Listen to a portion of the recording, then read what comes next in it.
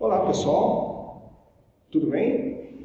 Eu digo tudo bem porque ainda estamos vivendo a pandemia e apesar da pandemia nós estamos aqui contrariando todas as estatísticas.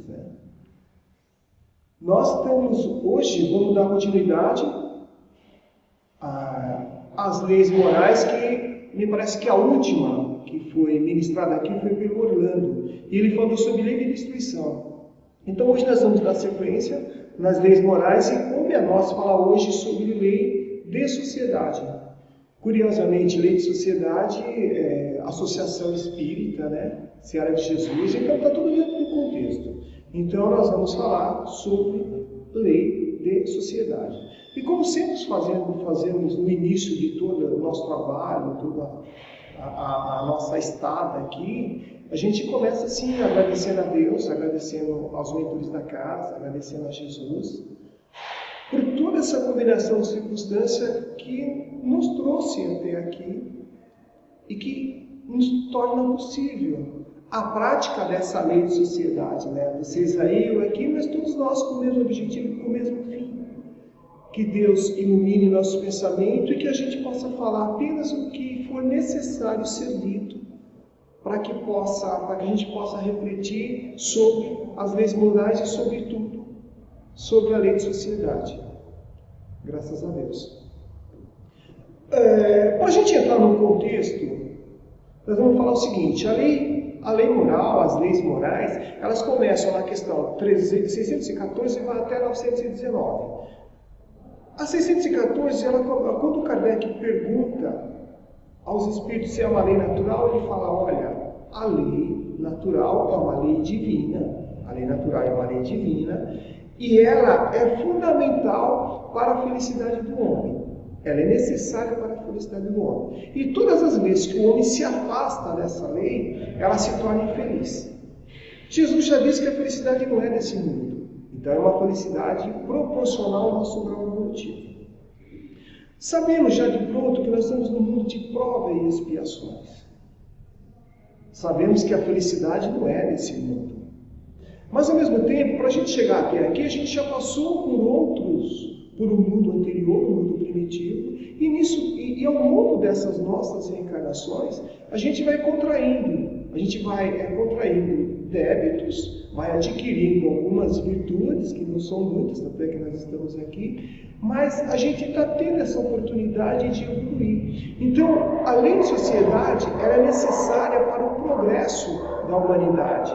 Assim como o Espiritismo, como um todo, o seu propósito é evoluir, é que a humanidade evolua, progrida, a lei de sociedade está no centro de tudo isso. Ela é a sexta dentro dessa escala das leis morais.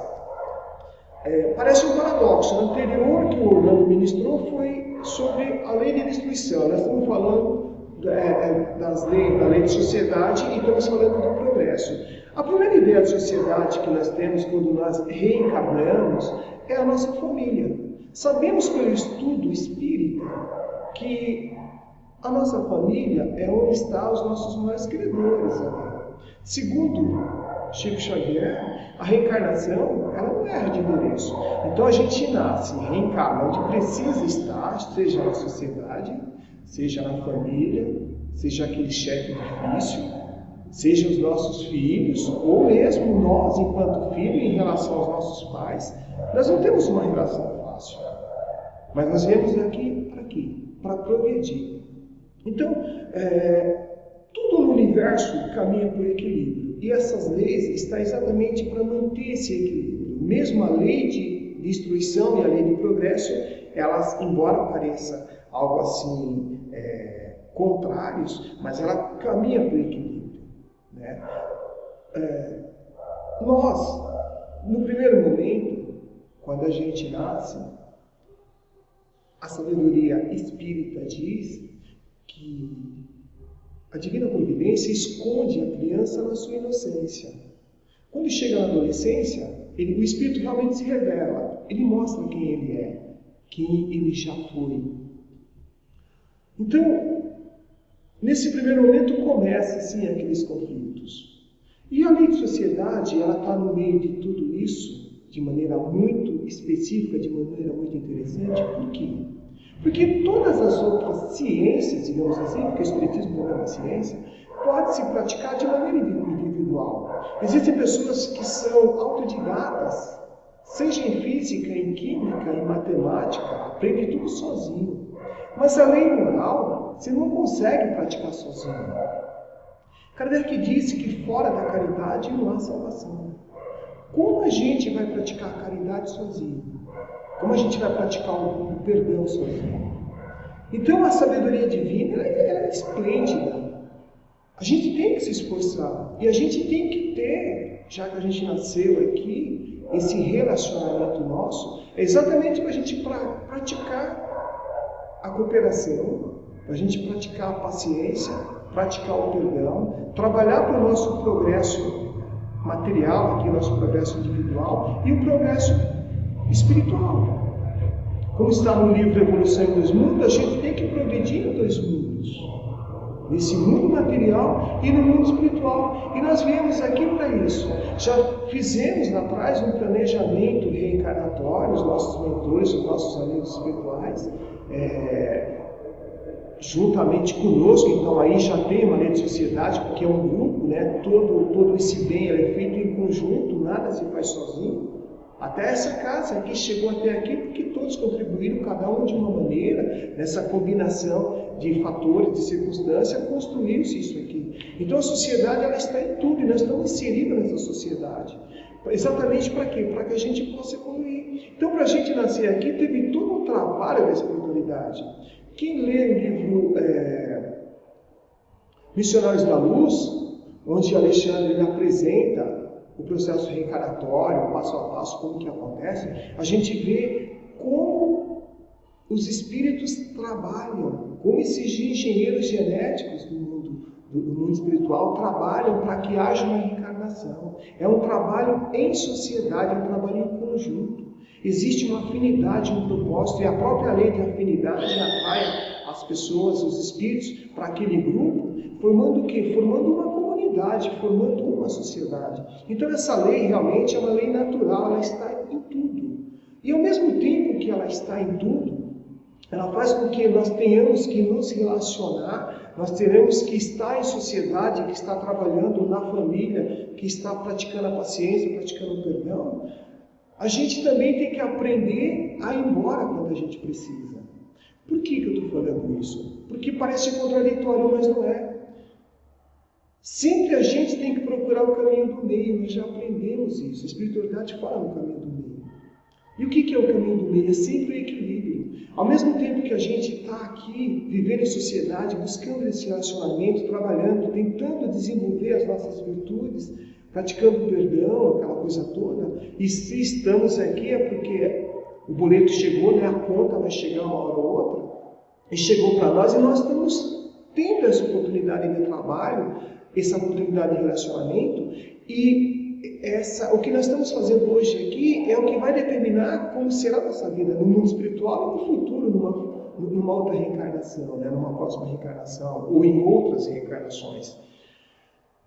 Eu disse que parece contraditório porque quando a gente vai no livro do Humberto de Campos,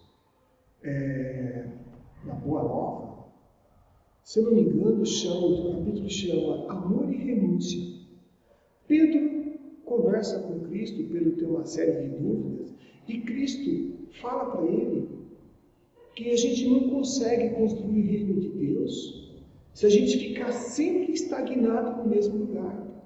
A gente tem que aprender a se desenvolver, a trabalhar a nossa evolução, a nossa espiritualidade, as nossas virtudes, mas em um dado momento a gente tem que aprender a desapegar. E aí está a grande dificuldade, a gente manter o equilíbrio, a gente manter esse caminho do meio. Porque a gente não pode viver no isolamento.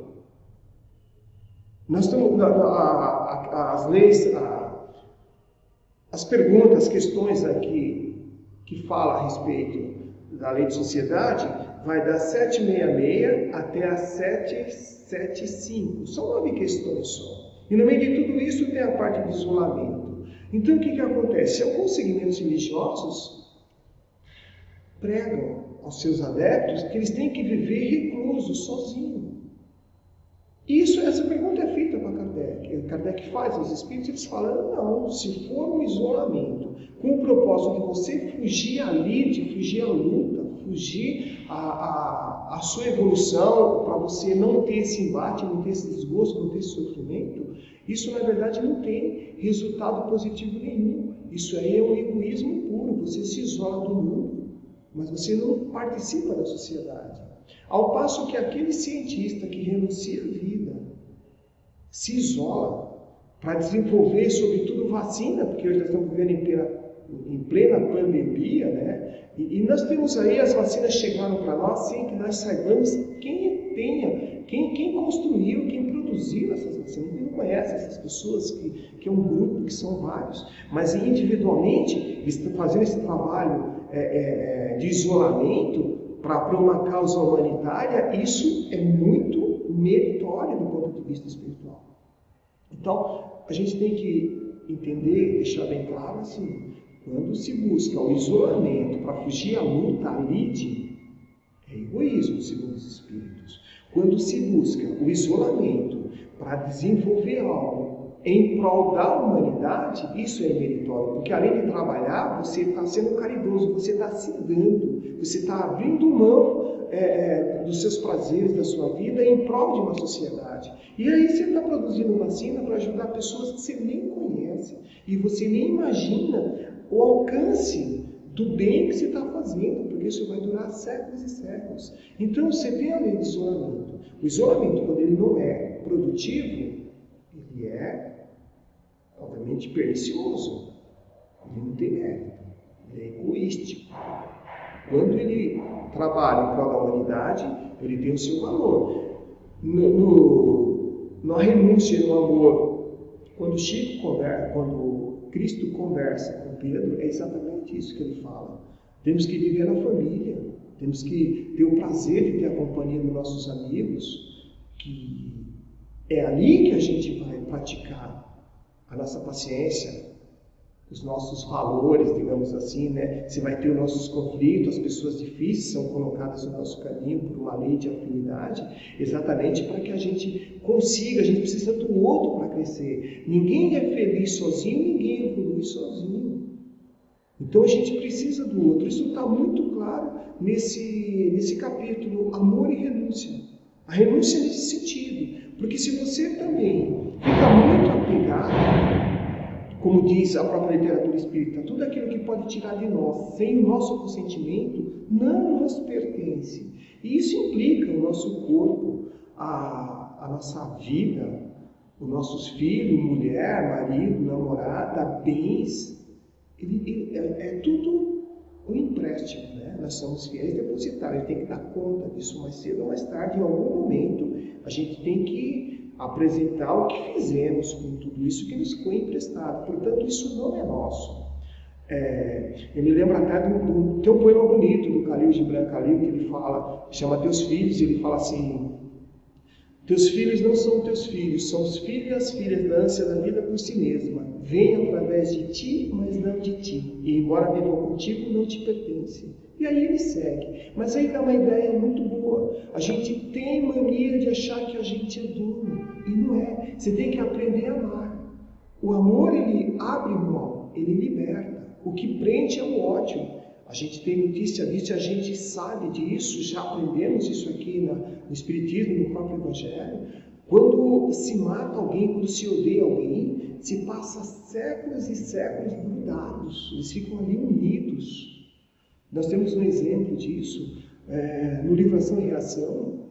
Tem um episódio, tem um capítulo lá que fala do Sabino e da Poliana, que são espíritos decaídos, assim, eles estão vindo já de reencarnações falidas, em reencarnações, em vidas muito anteriores, digamos assim, existências bem anteriores, da ideia que o Sabino foi tipo do imperador, ele foi um líder político e ele dizimou nações inteiras. Né?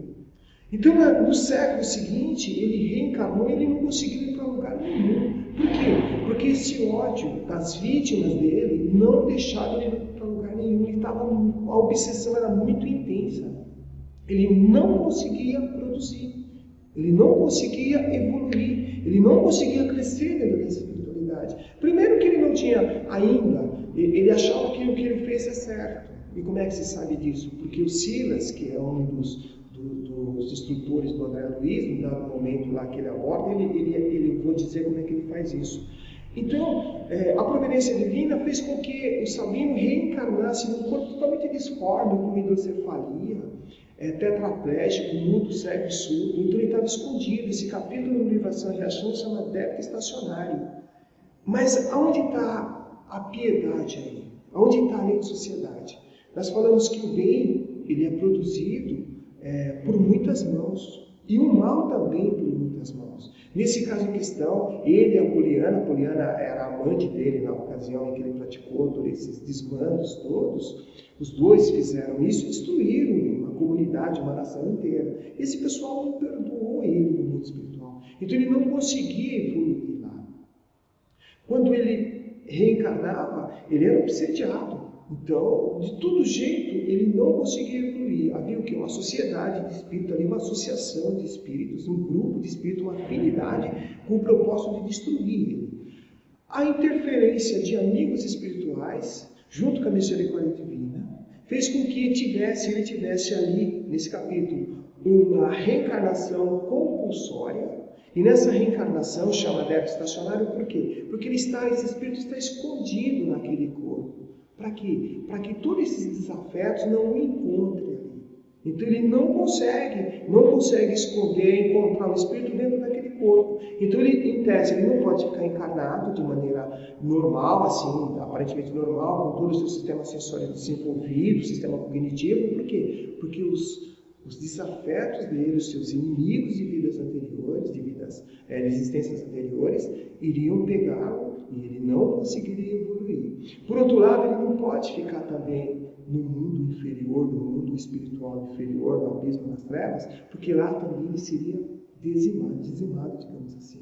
Então, houve o benefício da lei divina, da lei de misericórdia, da lei de reencarnação, e ele, através de interferência de amigos espirituais, ele teve essa reencarnação compulsória e ele está escondido nesse corpo, num personagem chamado Sabino.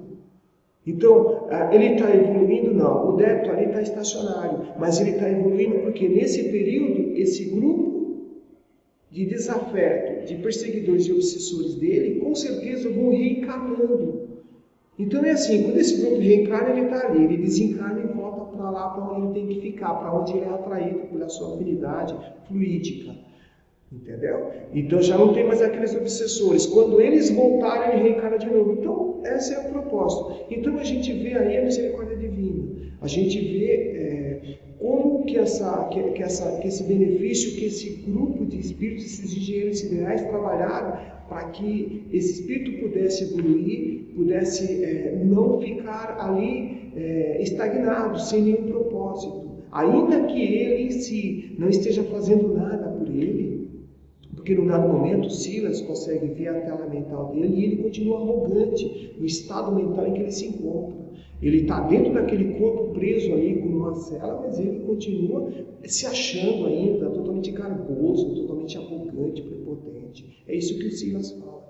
Então, essa misericórdia existe, essa lei de sociedade está aí, a própria afinidade condiz isso. Tudo o que acontece na nossa sociedade está ligado à sociedade, né? A essa lei. Essa lei ela é extremamente importante, porque ela lá atrás, ela tem a lei, o progresso, ela acontece a partir das reencarnações, né? Então você tem que reencarnar, porque esse é o propósito do espírito, você está fadado a um dia ser um espírito evoluído, um espírito de luz, um espírito puro, e isso se dá por conta das reencarnações. Né? Então, você tem que reencarnar. E como é que você coloca todo esse planejamento à prova? Convivendo dentro da sociedade, seja onde você Aonde você nasceu, obviamente, mas seja lá com seus amigos, porque você traz um fator desencadeante lá. E você é colocado aqui para ver se você adquire alguma virtude e consegue resgatar esses débitos, tá? Por isso que a expiação é provas. Então, outro ponto importante dentro desse segmento, dessa proposta, é exatamente o fato de você fazer um voto de silêncio.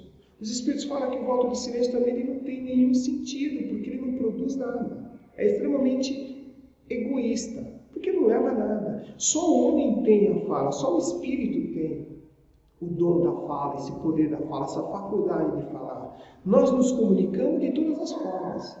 Nós temos todo o sistema cognitivo exatamente para isso. A gente fala, a gente ouve uma expressão facial, um gesto, vocês estão me vendo, vocês estão vendo minha expressão facial, se eu estou nervoso, se eu não estou, mas a ideia de eu estar aqui é passar essa mensagem. E para quem que eu estou passando? Para esse grupo que está aí ouvindo. Então, todos nós estamos inseridos no mesmo contexto social, com a mesma afinidade, com o mesmo propósito, comungando dessas mesmas ideias. Então, a sociedade é isso. Nós viemos para cá para isso. Então, essa lei, ela é fundamental exatamente para o progresso da sociedade, da humanidade, dos seres, né? Nós chegamos até aqui exatamente para isso.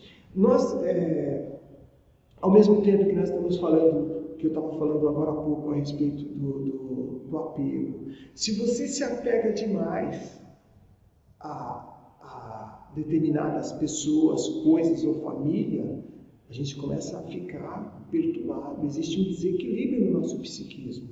Sozinho, você ficar sozinho, você convivendo sozinho, você tem um desequilíbrio psíquico, a gente já viu isso. Os próprios filmes aí, a gente percebe. Tem alguns filmes recentes, assim não muito recente, aí, uns 10 anos atrás, mas quando ele fala do náufrago, por exemplo, o cara está numa ilha, sozinho, ele cria lá, ele faz uma caricatura, coloca o olhinho, boca, nariz, para que ele possa se comunicar, ele quer ter a ideia que tem alguém interagindo com ele. Então nós temos essa necessidade de equilíbrio.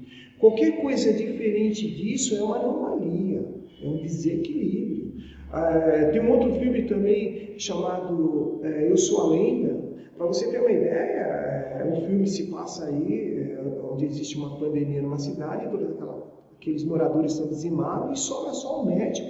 Ao longo da semana e dos meses ele está sozinho, ele não tem o que falar. Então ele entra nas lojas assim, tem lá um boneco, um manequim, e começa a falar. Ele fala, pelo amor de Deus, conversa comigo. Então aí a gente vê a importância dessa inter-relação, essa comunicação. Isso é necessário. O homem não consegue viver bem sem se comunicar. Ele pode fazer esse voto de silêncio, esse voto de isolamento, mas ele está contrariando as leis divinas. E a lei divina, ela é eterna, ela é imutável. Então não dá para se burlar essa lei. Seja que pretexto for, num dado momento, a gente vai ser cobrado. A gente vai ser cobrado, não tem como ser diferente, porque é uma lei. Toda a nossa sociedade é regida por lei. Seja o mundo espiritual, seja o mundo material, a sociedade é regida aqui e lá e a gente já sabe disso. Portanto, não tem como violar isso. E a lei da sociedade, ela puxa todas as outras, tanto a lei da reencarnação, a lei da justiça, a lei do progresso. A gente vai progredindo. Do mesmo modo, se você fica muito preso em algo, você começa a ter um certo egoísmo, digamos assim. Então você tem que ter, voltando de novo, o caminho do meio. A gente veio lá de trás nos instintos. Se você tem a inteligência no instinto predatório, você começa a desequilibrar a sociedade, o teu egoísmo começa a aflorar. E aí onde que entra? Entra o que? Entra a caridade, entra o perdão, entra o equilíbrio, o amor. É isso que nós temos que praticar. O egoísmo ele se contrapõe à caridade, ele se exclui mutuamente, onde tem um tem o outro. E se fora da caridade não há salvação, e a caridade ela só pode ser praticada, que é uma lei moral, dentro da sociedade, eu acho que isso aí já diz tudo, já resume toda a proposta da lei de sociedade. Então, a inteligência de Kardec ela é extraordinária. A gente vê isso nas questões, a gente vê isso nas perguntas, e como ele codificou toda essa doutrina. As outras leis também são todas muito importantes, mas a lei de sociedade está no meio. Por quê? Porque ela concatena, ela liga todas as outras leis. Porque o propósito é evoluir, o propósito é a libertação de consciência, o propósito é a autonomia. E nós sabemos que nunca estamos sozinhos e sempre somos encorajados pela espiritualidade a fazer, a conseguir concluir como é que eu posso dizer, a nossa proposta de ter reencarnado, de ter nascido aqui. A gente veio com um plano e a proposta é não perder essa encarnação, fazer o máximo de bem possível e o mínimo de mal possível. Tá? Então a gente, lógico, é da própria natureza nossa, por estarmos no mundo de provas e expiações, ainda numa escala de 1 a 5, nós estamos na segunda escala, na escala de número 2. Então, estamos saindo recentemente da animalidade e temos que trabalhar bastante para que essas leis sejam interiorizadas, para que a gente possa praticar e ter essa consciência do que nós viemos fazer aqui. Dentro de todo esse contexto, a gente pode falar um pouco do quê? Dos animais. No primeiro momento, os animais também vivem em sociedade, nós temos os insetos, a abelha vive em sociedade, e nós temos vários exemplos de sociedade. Só que o homem é o único animal que progride, que tem inteligência, no sentido de que tem vontade. Então, a sociedade dele ela é diferenciada. Os animais, ele protege a sua cria, vive em sociedade, mas ele tem um período. Quando o animal, o filhote, consegue a sua independência, ele vai embora. Já corta o vínculo. No ser humano, não. No espírito, não. A gente continua vinculado aqui. Quando a gente lê todas as obras, sobretudo as obras do Emmanuel, as obras quando ele fala há 2000 anos, há 50 anos atrás, tem informações ali de famílias de espírito que estão juntos há muitos séculos. Eles continuam juntos, eles desencarnam e reencarnam. Desencarnam e reencarnam todos juntos. Ali é uma sociedade, ali existe uma afinidade. Existe ali essa afinidade, esse amor que ele é espiritual, que é o amor real, não é o amor, esse amor material, o amor ligado à matéria, ligado ao corpo, ligado a bens. Não, ele é um amor por identidade espiritual, existe essa afinidade. A gente tem a pessoa, a figura do Lúcio, que ele está lá conduzindo todo aquele grupo, ele é um quê de patriarca.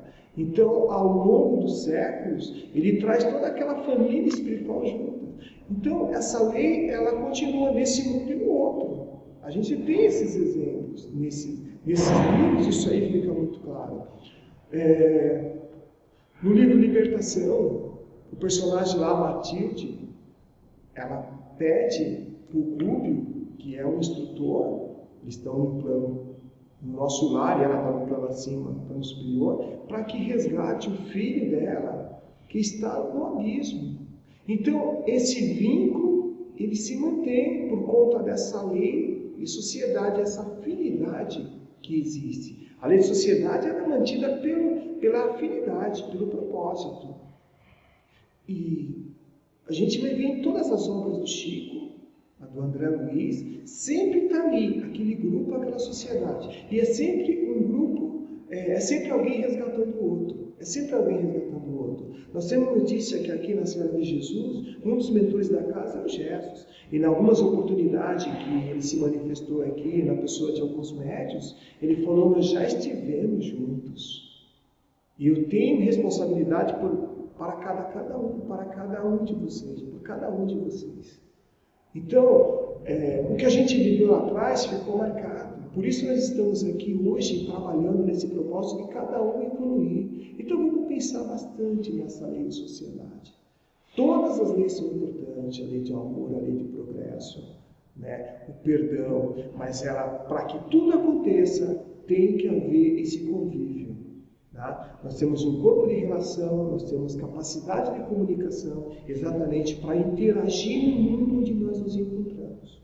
exatamente com esse propósito de evoluir e deixar esse mundo melhor do que nós encontramos. Então é isso, gente. A gente tem toda a possibilidade de se ater um pouco mais nessas leis, como eu volto a repetir o que foi lá no início, fora da caridade não há salvação, segundo Kardec, que é a base do Espiritismo. E a gente só pratica a caridade em sociedade. Obrigado, gente. E vamos agradecer a todos que contribuíram para que fosse possível essa exposição no dia de hoje. Obrigado a Jesus, aos mentores da casa, e até uma próxima.